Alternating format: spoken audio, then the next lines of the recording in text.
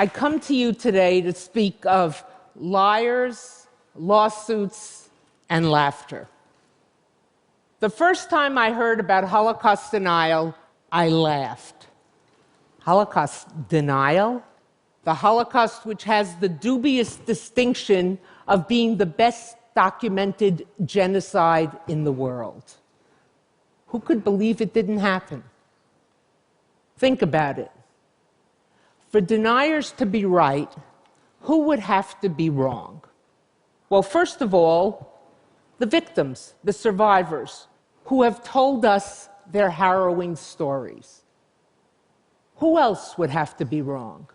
The bystanders, the people who lived in the myriads of towns and villages and cities on the Eastern Front, who watched their neighbors be rounded up, men, women, children, young, old, and be marched to the outskirts of the town to be shot and left dead in ditches.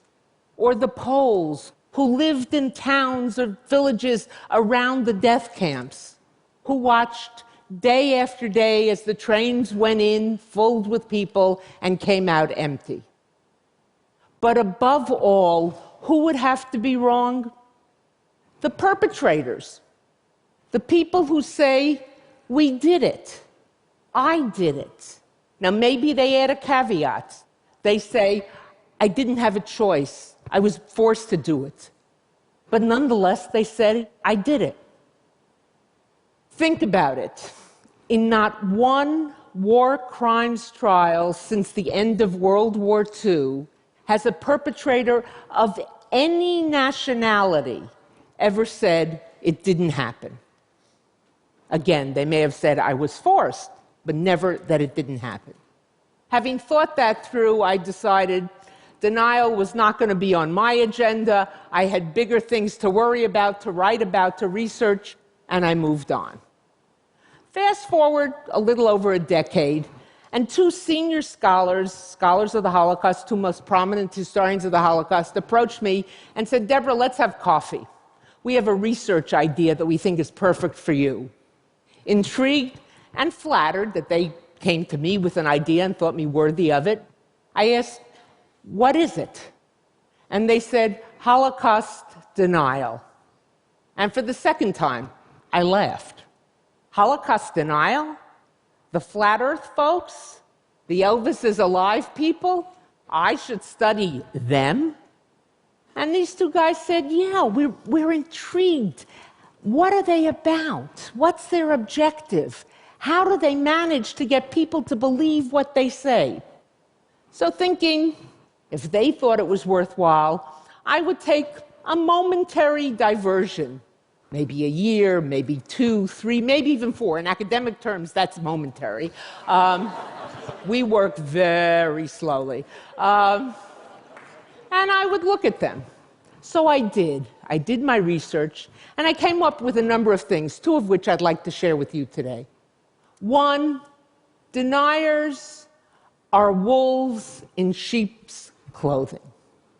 They are the same Nazis, neo-Nazis. You can decide whether you want to put a neo there or not. But when I looked at them, I didn't see any SS-like uniforms, swastika-like symbols on the wall, Sieg Heil salutes, none of that. What I found instead were people parading as respectable academics. What did they have? They had an institute for historical review. They had a journal, a slick journal, a journal of historical review.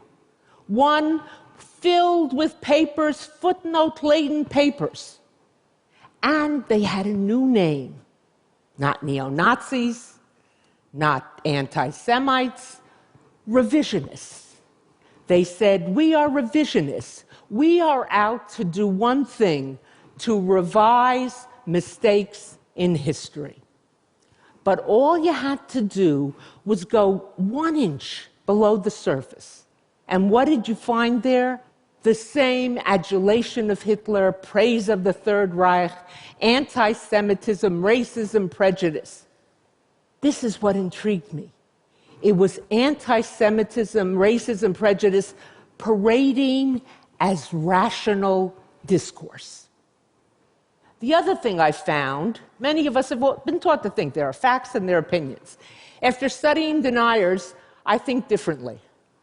There are facts, there are opinions, and there are lies. And what deniers want to do is take their lies, dress them up as opinions, maybe edgy opinions, maybe sort of out-of-the-box opinions, but then if they're opinions, they should be part of the conversation. And then they encroach on the facts. I published my work. The book was published denying the Holocaust, the growing assault on truth and memory. Came out in many different countries, including here in Penguin, UK. And I was done with those folks and ready to move on. Then came the letter from Penguin, UK. And for the third time, I laughed. Mistakenly. I opened the letter, and it informed me that David Irving was bringing a libel suit against me in the United Kingdom for calling him a Holocaust denier. David Irving suing me? Who was David Irving? David Irving was a writer of historical works, most of them about World War II, and virtually all of those works took the position that the Nazis were really not so bad, and the Allies were really not so good. And the Jews, whatever happened to them, they sort of deserved it. He knew the documents, he knew the facts, but he somehow twisted them to get this opinion. He hadn't always been a Holocaust denier, but in the late 80s, he embraced it with great vigor. The reason I laughed also was this was a man who not only was a Holocaust denier, but seemed quite proud of it. Here was a man, and I quote, who said, "I'm going to sink the battleship Auschwitz." Here was a man who pointed to the number tattooed on a survivor's arm and said, "How much money have you made from having that number tattooed on your arm?"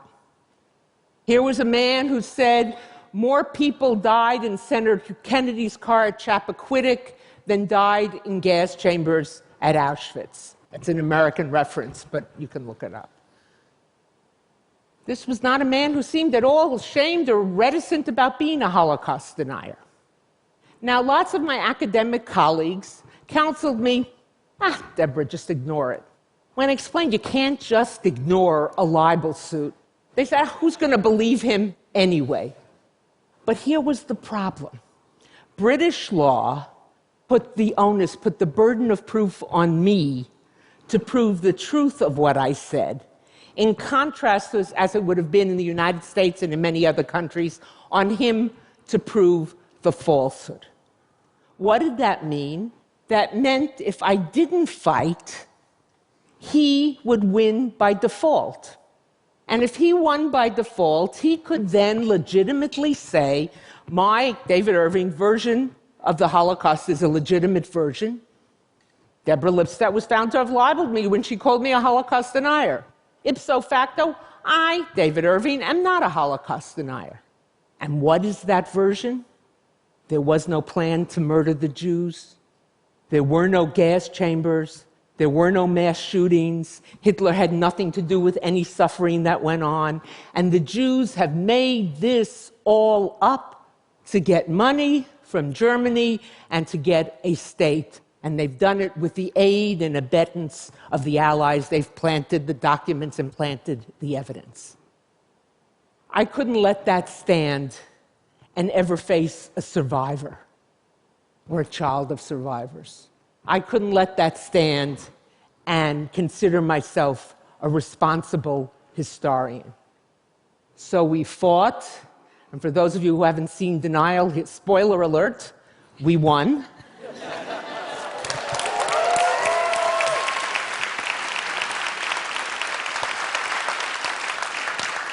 The judge found David Irving to be a liar, a racist, an anti-Semite. His view of history was tendacious. He lied, he distorted, and most importantly, he did it deliberately. We showed a pattern in over 25 different major instances, not small things. Many of us in this audience write books or writing books. We always make mistakes. That's why we're glad to have second editions, correct the mistakes. But these always moved in the same direction. Blame the Jews, exonerate the Nazis. But how did we win? What we did is follow his footnotes back to his sources. And what did we find? Not in most cases and not in the preponderance of cases, but in every single instance where he made some reference to the Holocaust, that his supposed evidence was distorted, half-truth, date changed, sequence changed, someone put at a meeting who wasn't there. In other words, he didn't have the evidence. His evidence didn't prove it. We didn't prove what happened. We proved that what he said happened, and by extension, all deniers, because he either quotes them or they get their arguments from him, is not true. What they claim, they don't have the evidence to prove it. So why is my story more than just the story of a quirky, long, 6-year, difficult lawsuit, an American professor being dragged into a courtroom by a man that the court declared in its judgment was a neo-Nazi polemicist? What message does it have?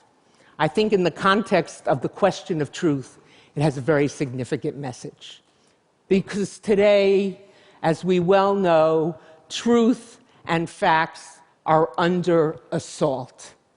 Social media, for all the gifts it has given us, has also allowed the difference between facts, established facts, and lies to be flattened. Third of all, extremism. You may not see Ku Klux Klan robes, you may not see burning crosses, you may not even hear outright white supremacist language. It may go by names alt-right, National Front, pick your names. But underneath, it's that same extremism that I found in Holocaust denial parading as rational discourse. We live in an age where truth is on the defensive. I'm reminded of a New Yorker cartoon, a quiz show recently appeared in the New Yorker, where the host of the quiz show is saying to one of the contestants, "Yes, ma'am, you had the right answer, but your opponent yelled more loudly than you did, so he gets the point." What can we do?